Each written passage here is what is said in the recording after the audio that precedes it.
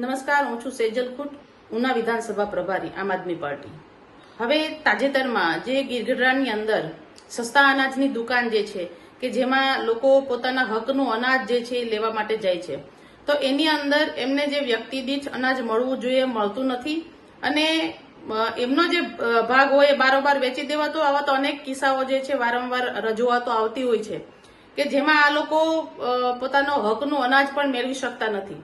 તો આ વિડીયોના માધ્યમથી મારે મામલતદાર સાહેબશ્રી તેમજ કલેક્ટર સાહેબશ્રીને નમ્ર નિવેદન છે કે આ સસ્તા અનાજ જે લોકોને હકનું મળવું જોઈએ એના ઉપર કડક તપાસ થાય અને યોગ્ય પગલાં લેવાય, નક્કર કોઈ પગલાં લેવાય કે જેનાથી આવનારા સમયમાં કમસે કમ લોકો એમના હકનું અનાજ જે છે એ મેળવી શકે અને એમનું ગુજરાન ચલાવી શકે। ગીરગઢડા આમ આદમી પાર્ટી શહેર પ્રમુખ ચીમનભાઈ, અત્યારે ગીરગઢડાની અંદર ઘણા સમય જેવા પ્રશ્ન છે રેશનિંગની દુકાનમાં કે ત્યાં લોકોને માલની તકલીફ પડે છે। જ્યાં કોઈને 25 કિલો મળતો હોય ત્યાં 19 કિલો 20 કિલો એવા માલ કપાત થઈને ઓછો મળે છે।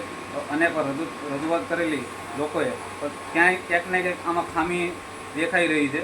ત્યાં કોઈ સરખો જવાબ આપવામાં પણ નથી આવતો અને લોકો પણ અહીંયા પરેશાન થાય છે અને તેમની સાથે લોકો સાથે ગ્રાહકો સાથે દુરુપયોગ કરવામાં પણ આવે છે।